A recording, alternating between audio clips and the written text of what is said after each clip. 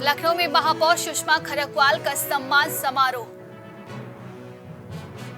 विजयी भाजपा पार्षदों को किया जा रहा है सम्मानित।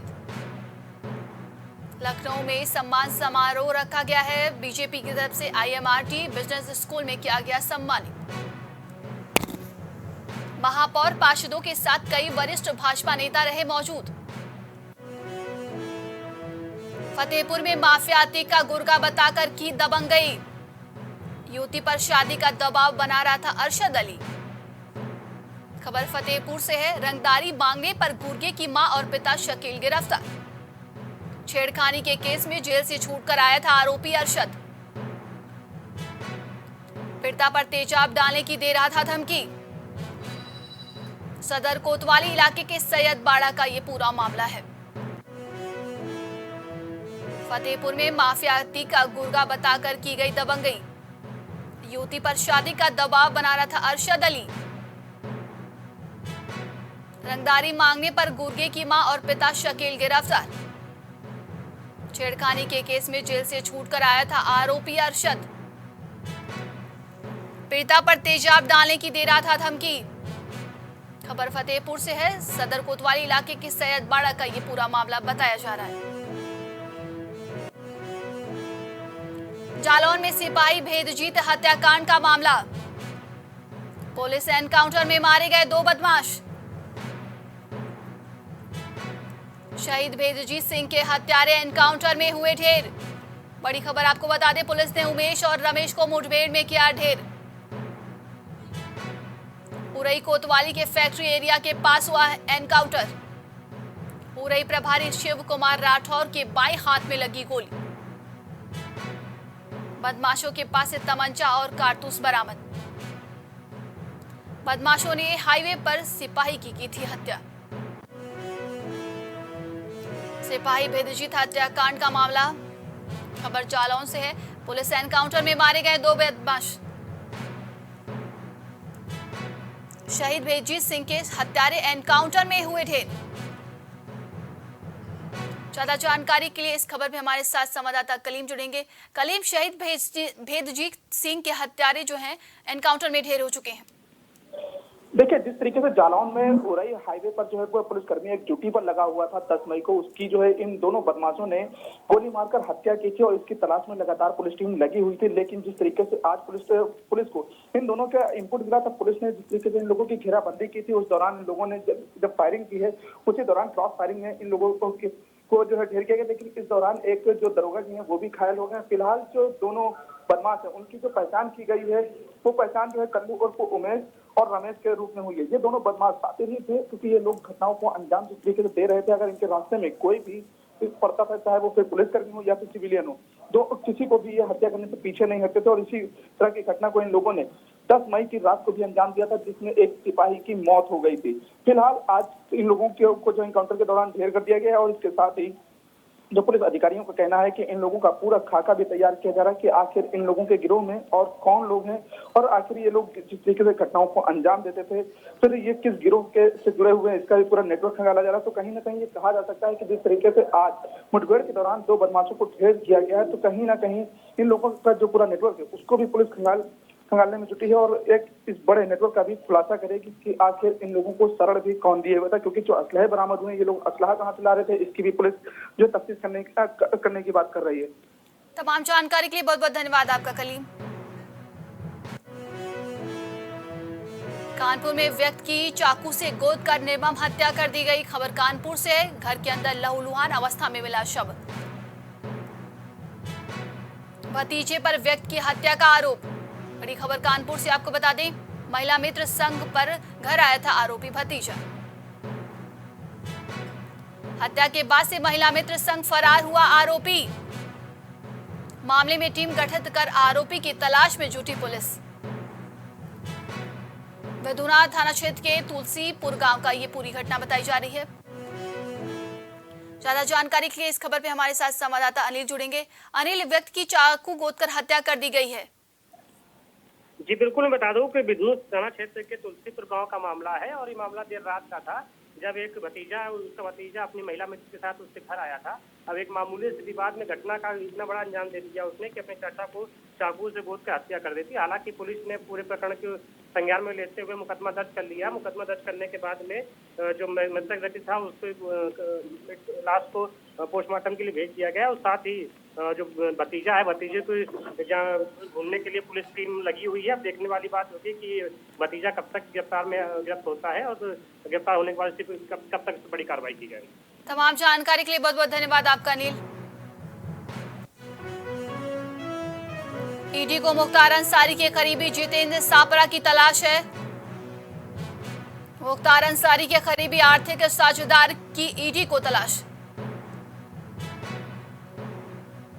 नई दिल्ली और प्रयागराज में जितेंद्र सापरा की जा रही तलाश है। ईडी को मुख्तार अंसारी के करीबी जितेंद्र सापरा की तलाश है। मुख्तार अंसारी के करीबी आर्थिक साझेदार की ईडी को तलाश। नई दिल्ली और प्रयागराज में जितेंद्र सापरा की जारी है तलाश। ज्यादा जानकारी के लिए इस खबर पे हमारे साथ संवाददाता कलीम जुड़ेंगे। कलीम, मुख्तार अंसारी के करीबी जितेंद्र सापरा की ईडी लगातार तलाश कर रही है, क्या कुछ है ये मामला? नंदनी जी, जिस तरीके से मुख्तार अंसारी को 10 साल की जो सजा हुई है उसके बाद ये बांदा जेल में भले ही बंद है, लेकिन उनकी मुश्किलें जो है वो लगातार बढ़ती जा रही हैं और इसी को लेकर के जो ईडी की टीम है वो भी इनकी संपत्तियों का पूरा खाका तैयार की हुई है। लेकिन इस वक्त जिस तरीके से जो मुख्तार अंसारी का काफी करीबी जितेंद्र सापरा जो है उसकी तलाश में ईडी की टीम जगह जगह छापेमारी कर रही है, क्योंकि जो एक बड़ी बात कही जा रही है कि जितेंद्र सापरा जो इसकी निवेश की इसकी जो आपराधिक से जो कमाई थी वो कमाई को ये लगातार निवेश कर रहा था। फिर चाहे फर्म की बात की जाए या फिर कंपनियों की बात की जाए, उनमें इसका जो है निवेश किया था और जमीनें खरीद फरोख्त का भी काम किया था। फिलहाल जिस तरीके से ईडी अब इस मामले में अपनी कार्रवाई तेज कर रही है, तो जो कहा जा सकता है कि जितेंद्र पासरा जो है उसकी गिरफ्तारी के बाद कई और भी खुलासे हो सकते हैं। लेकिन जिस तरीके से बात सामने आई कि जितेंद्र पासरा जो इसका एक करीबी माना जा रहा है, उसने जो फर्मों में पैसा लगाया हुआ है उसमें जो है मुख्तार के दोनों बेटे और उसकी जो पत्नी है उसकी भी फर्म के नाम पे कंपनी है, उसमें भी इसके द्वारा काफी पैसा लगाया गया जो कि अपराध से जुड़ा हुआ पैसा बताया जा रहा है। लेकिन फिलहाल अब कहा यह जा रहा है कि जब तक जितेंद्र पासरा जो है जब तक गिरफ्तार होगा तो कहीं ना कहीं जो अवैध संपत्तियां हैं उसका भी पूरा खाका तैयार करेगी और उसकी एक पूरी रिपोर्ट का तलब करने के बाद जो है उसको जो अपने कस्टडी में लेगी। लेकिन एक बड़ी बात यह है कि जिस तरीके से मुख्तार के खिलाफ शिकंजा कसता जा रहा है, तो इसमें कहीं ना कहीं जो मुख्तार की पत्नी भी फरार है तो उसकी तलाश में भी जो उसकी नाम पर भी संपत्तियां हैं उसको भी जब्त करने की पूरी तैयारी भी में लगी हुई है। लेकिन अभी तक जो खाका पूरा तैयार है उस खाके के आधार पर अभी ज्यादा कुछ सफलता नहीं मिली है, क्योंकि मुख्तार की जो पत्नी है वो भी लगातार फरार है और जो करीबी बताया जा रहा है जिसकी तलाश है जितेंद्र पासरा वो भी अभी तक फरार है। तो कहीं ना कहीं कहा जा सकता है कि जब तक गिरफ्तारी नहीं होगी तब तक पूरा खाका भी एक तरीके से तैयार नहीं किया है। लेकिन हाल ही में जिस तरीके से कार्रवाइयां भी हुई हैं तो उसको लेकर के कहा जा रहा है कि जिस तरीके से आर्थिक जो नुकसान पहुंचा है, क्योंकि ये आर्थिक मजबूत दे रहा था माफियाओं को, तो कहीं ना कहीं ये उस पर भी एक बड़ी चोट देने की तैयारी हो रही है। तमाम जानकारी के लिए बहुत बहुत धन्यवाद आपका कलीम। आईबी के अधिकारी के परिजनों से हुई बस सलूकी, बड़ी खबर लखनऊ से आपको बता दें। सपा पूर्व विधायक गोमती यादव पर लगा मारपीट का आरोप। बड़ी खबर लखनऊ से है। आईबी अधिकारी ने गाजीपुर थाना में लिखित शिकायत की। आईबी के अधिकारी के परिजनों से हुई बस सलूकी। सपा पूर्व विधायक गोमती यादव पर लगा मारपीट का आरोप। आईबी अधिकारी ने गाजीपुर थाना में की लिखित शिकायत।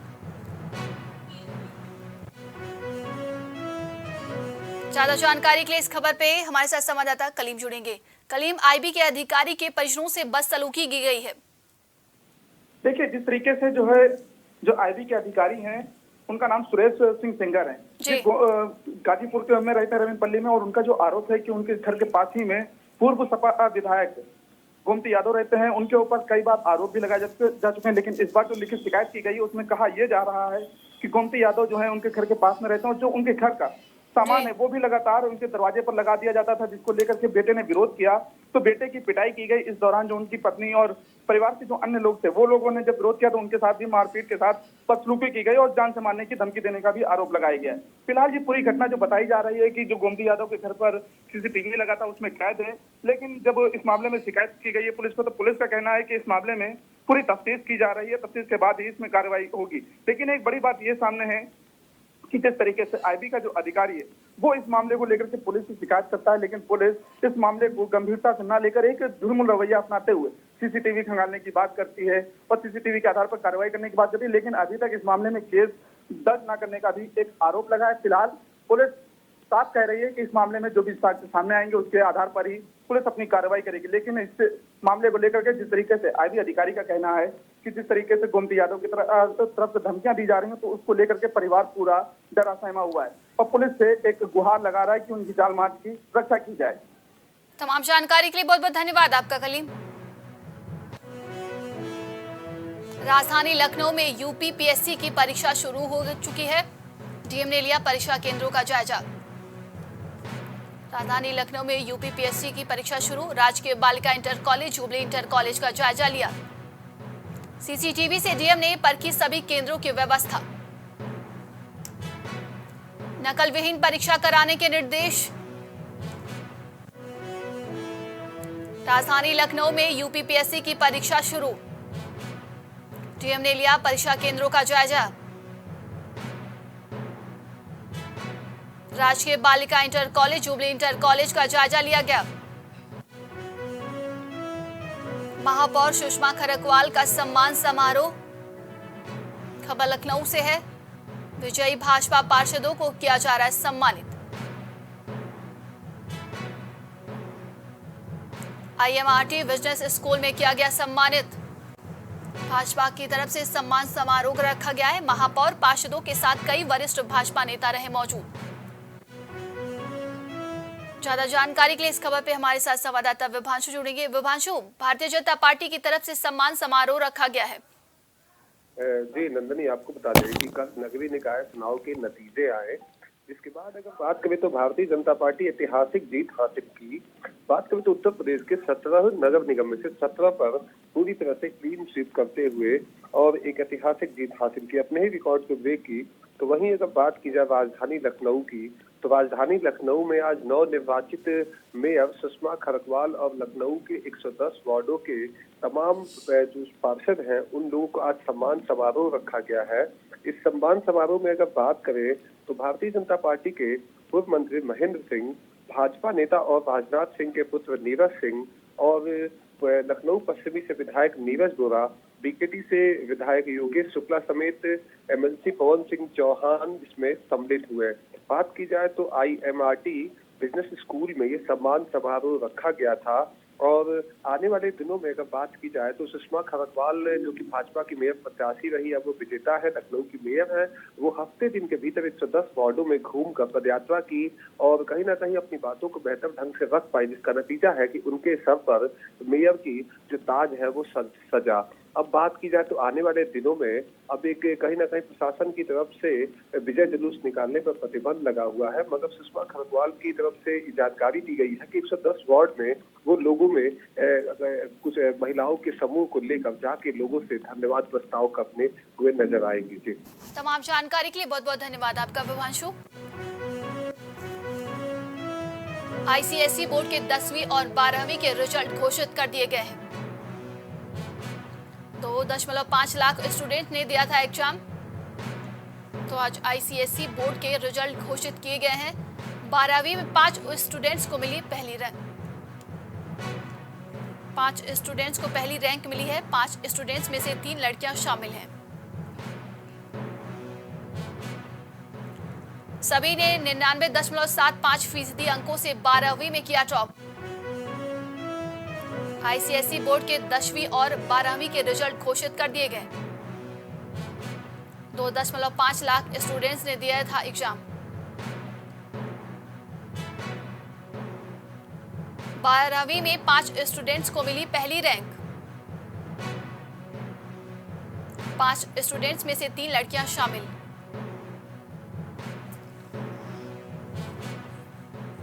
सभी ने 99.75% अंकों से 12वीं में टॉप किया है। एकेटीयू को मिला नया कुलपति, बड़ी खबर लखनऊ से आपको बता दें। जेपी पांडे बने एकेटीयू के कुलपति। एकेटीयू को नया कुलपति मिल चुका है। जेपी पांडे बने हैं एकेटीयू के नए कुलपति। प्रोफेसर जयप्रकाश पांडे एकेटीयू के वीसी बने हैं। राज्यपाल आनंदीबेन ने की नियुक्ति। पूर्वोत्तर रेलवे की डीआरएम इज्जत नगर को मिली धमकी। 12 मई को कई नंबरों से आए फोन कॉल से मिली धमकी। युवक ने पहले शुरू की आपत्तिजनक बात, फिर दी धमकियां। डीआरएम रेखा यादव ने थाने में दर्ज कराई रिपोर्ट।